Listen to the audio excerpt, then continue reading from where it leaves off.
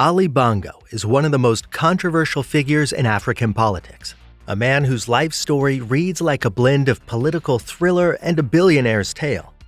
But beyond the grandeur of official titles and the walls of the presidential palace lies a world few have access to. From sprawling mansions that speak volumes of luxury to a fleet of high-end cars that reflect a penchant for the finer things in life, Ali Bongo's story is one of extravagance. So without further ado, let's get into it.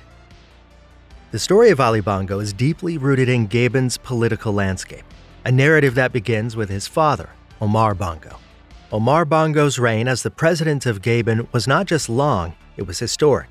For 42 years he stood at the helm, becoming one of Africa's longest-serving leaders.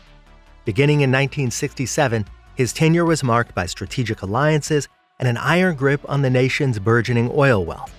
Omar Bongo's rule was a blend of political savvy and economic focus.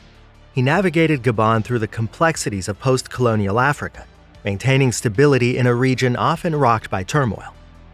Under his leadership, Gabon's oil reserves became the cornerstone of the nation's economy, a source of wealth that would later define the Bongo family's legacy. Then came Ali Bongo, the heir apparent. Growing up in the shadow of his father's vast influence, Ali was groomed for leadership from a young age. His path to power was paved with both privilege and expectation. Educated abroad and in France, Ali turned to Gabon with his vision shaped by Western influences and his homeland's deep-rooted political culture. Ali Bongo's ascent to power was a carefully orchestrated transition. In 2009, following his father's death, Ali stepped into the role of Gabon's president. This transition was more than a mere change of guard. It was the continuation of a dynasty. As president, Ali Bongo's tenure was a mix of modernization efforts and attempts to diversify Gabon's economy. However, his rule was also marred by the same allegations of corruption and nepotism that had clouded his father's era. Since the discovery of oil in the 1970s, Gabon had become one of Africa's significant oil producers. The Black Gold, as it was often called, has propelled the nation into an era of economic potential that few African countries have experienced. With its membership in the Organization of the Petroleum Exporting Countries, Gabon has positioned itself as a key player in the global oil market. The revenue from oil exports has been substantial, offering Gabon a path to development and modernization. However, this wealth has not transitioned into widespread prosperity for the Gabonese people. The nation's journey with oil is a classic case of a resource curse, a situation where a country's abundant natural resources don't lead to economic growth and improved living standards for its population. In Gabon, the oil riches have been a source of wealth for a few, while the majority grapple with the challenges of everyday life. The disparity between the national wealth and public poverty in Gabon is stark. On one hand, there's the opulence that oil money has brought, visible in the luxurious lifestyles of the elite, including the Bongo family. On the other hand, a significant portion of Gabon's population continues to live in poverty. This contrast is in living standards and access to basic services like healthcare, education, and employment opportunities. Ali Bongo's primary residence in Gabon is a testament to luxury. Located in the heart of Libreville, the capital city, this mansion is more than just a home. It's a sprawling estate equipped with state-of-the-art facilities, opulent furnishings, and landscaped gardens that mirror the extravagance seen in royal palaces. The residence is a luxury bubble in a city where many citizens face the challenges of daily life in modest, often cramped living conditions. But Ali Bongo's properties extend beyond the borders of Gabon. His real estate portfolio is global, featuring properties in some of the world's most prestigious locations, from lavish apartments in Paris to grand estates in other parts of Europe and America. Each property reflects a lifestyle worlds apart from the average Gabonese citizen. His collection of exotic cars is a dazzling array of engineering marvels and design masterpieces, each telling a story of opulence and extravagance.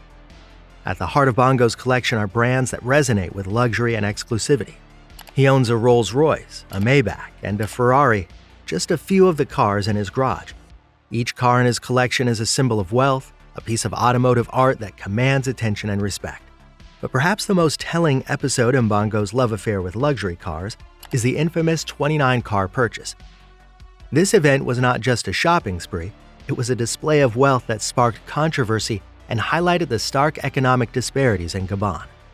The purchase included some of the most expensive cars in the world, such as two Maybach 62s, each valued at a staggering 420,000 euros, and two Rolls-Royce Phantoms, each worth 370,000 euros.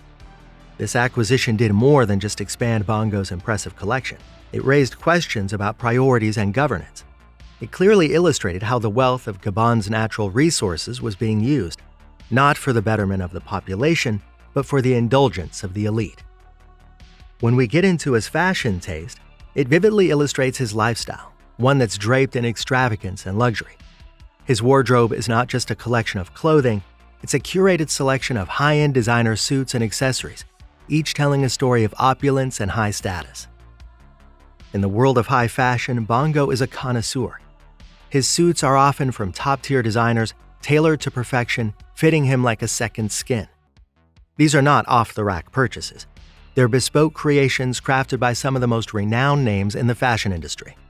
The accessories that accompany his attire are equally impressive, from luxury watches to silk ties and cufflinks that are subtle yet statement-making. Each accessory is carefully chosen to complement his look.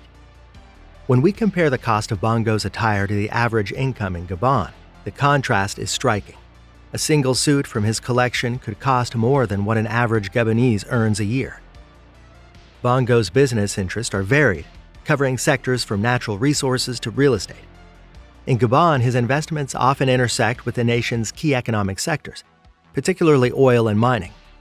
These industries are not just the backbone of Gabon's economy, they're also the channels through which wealth flows into the Bongo family's coffers. His involvement in these sectors is a blend of political influence and business acumen, a combination that has significantly bolstered his financial standing.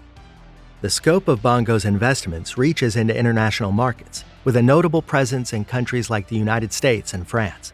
Bongo's real estate holdings in the U.S. are impressive, featuring properties in some of the most prestigious locations. Similarly, in France, Bongo's properties are a mix of luxury and strategic positioning. With its historical ties in Gabon, France is a natural choice for Bongo's investments.